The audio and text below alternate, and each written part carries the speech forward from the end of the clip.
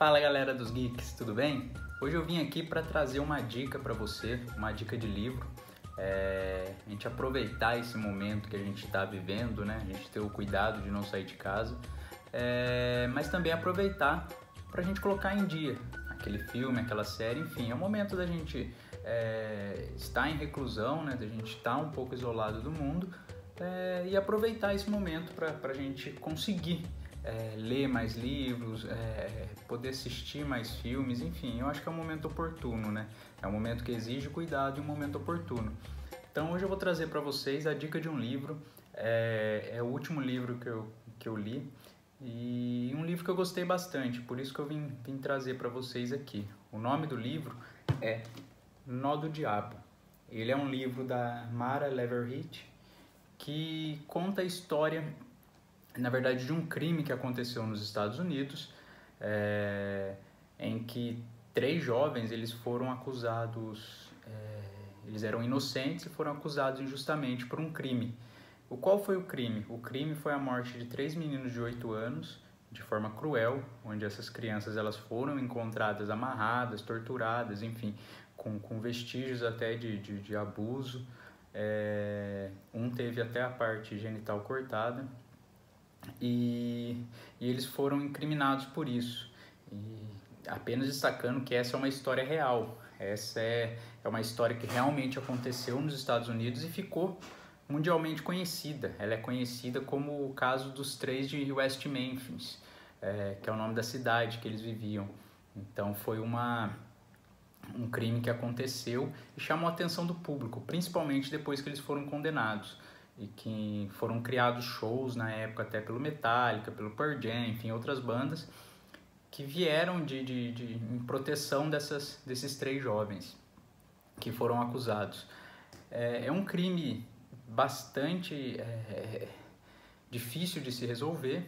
Na verdade, ele não tem solução até hoje, mas o que fica provado, principalmente pelo que a autora traz durante o livro, é que não existiam provas suficientes para prender os 3 jovens. Eles foram presos por quê? Eles foram presos acusados de participar de uma seita satânica em que o sacrifício de crianças seria um dos rituais. Mas, na verdade, ninguém tem prova disso. Não foi encontrado o sangue no local do crime. Os vestígios, tanto a faca que foi usada como a mordida, a marca de mordida que uma das crianças tinha no rosto não condiz com a arcada dentária de nenhum dos 3. A faca também é bem diferente de uma faca que é apresentada pelo detetive, né, que tá investigando o caso, enfim. E um dos principais suspeitos, quem surge na verdade como principal suspeito, é o padrasto de um dos meninos. Inclusive, de forma até misteriosa, ele não é considerado suspeito, mesmo tendo diversos vestígios, ele afirmando que teve uma briga que bateu no menino um pouco antes daquilo acontecer, e ele tendo um histórico também de agressão, de ameaça de morte, ele não foi considerado suspeito. Então acabaram, como o crime estava sem solução, ficou um tempo, a polícia não conseguia ter provas. O que parece é que eles acabaram usando esses 3 jovens como bode expiatório para conseguir a solução de um crime. E, inclusive, o juiz, você percebe que o juiz e a promotoria eles são totalmente tendenciosos, dificultando ao máximo a defesa desses jovens, de conseguir provar que não foram eles. E também consegue isso até criar, diante de tanta comoção, já criou uma imagem no júri que já tinha os 3 como culpados. Então os 3 já começam o julgamento como culpados. Pouca coisa conseguiria mudar depois disso. E mesmo posterior ao crime, apresentando novas provas, foi difícil reabrir o caso, tendo que ser enviado até eu não sei o nome certo, mas pro tribunal lá, o superior, para conseguir rever. Inclusive, depois eles são liberados, mas eles têm que assumir o crime que eles não cometeram para conseguir ser liberado. É bem confuso assim, a forma que foi usada para conseguir incriminar os meninos. E o ponto principal que eles seguem como acusação dos meninos é o Jesse, é um dos meninos lá, mais novo. Ele é um pouco... até assim, ele é um pouco mais devagar, ele tem um pensamento um pouco evoluído, comprovado até por um especialista, que ele não tem a capacidade de interpretação, capacidade de análise, enfim. Então ele acaba pressionado pelos detetives, pela polícia, assumindo um crime e colocando na conta de 2 outros jovens.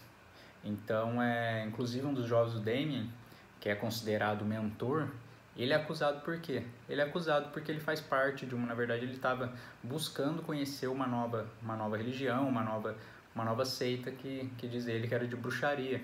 E o outro jovem é considerado suspeito, culpado depois, por usar muita camisa de rock, usar camisa de bandas de rock e usar muito preto. Então você percebe que são inconsistências que tem no caso e que mesmo assim levou à prisão desses 3. E inclusive esse Jesse aí, ele nitidamente ele ficou um dia praticamente no interrogatório e foi gravado várias vezes até ele chegar na versão que a polícia queria. Então assim, é um crime que você percebe que existe muitas divergências aí para levar a acusação dos 3. Então aqui, ó, mais uma vez a capa do livro, chama Nó do Diabo, é pela editora Record. Ele tem aproximadamente, na verdade eu falo até aproximadamente porque o livro tem 489 páginas, mas o final aqui dele praticamente, coisa de 60 páginas mais ou menos, é voltada somente a anotações, né, voltada a todo o que é citado no livro.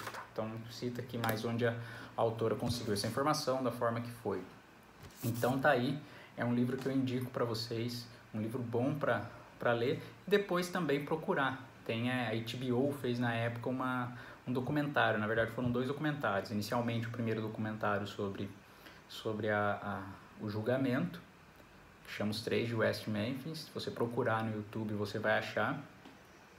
E depois fez o segundo, mostrando depois da acusação, que levou até o Damien ao corredor da morte. Ele quase foi executado por um crime que não cometeu. Então foi um crime que acabou criando uma comoção, como eu disse, mundial, e talvez por isso ele tenha sido revisto e hoje eles estão soltos. Hoje eles estão livres, mas ficaram 17 anos na prisão, relatando abusos, relatando violência que sofreram lá dentro, pressão, enfim. Então uma vida aí, né, 17 anos, eles perderam a juventude deles, até porque os meninos tinham entre 16, 17, 18 anos, então eles perderam a juventude deles aí por um crime que não cometeu. Então, que não cometeram, né? Então é realmente um livro interessante para você ler e poder entender um pouco mais, né? Essa história aí dos 3 de West Memphis. Beleza, galera? Obrigado. Em breve eu trago mais uma dica para vocês de livro e vamos nos atualizando aí, vamos seguindo na leitura e deixe seu comentário aí embaixo se você já leu o livro. Se você ainda não leu, indique alguns livros de repente que sejam ligados a essa linha também. Existem muitos livros que trazem, quem gosta de livro de história de crime, enfim. E aproveite também para se inscrever na nossa página, no nosso perfil, no nosso canal, e estar sempre por dentro de tudo que a gente traz aí do mundo dos geeks. A gente está retomando agora esses conteúdos e vai trazer para vocês aí sempre que possível, trazendo também livros, séries, filmes, enfim, lives que a gente faz, sempre tentando manter você antenado ao que acontece aí no mundo geek. Então eu sempre vou trazer dica de livro, sempre que eu terminar um livro eu venho aqui trazer para vocês, assim como também séries e filmes. Beleza, galera? Queria agradecer aí, obrigado, valeu!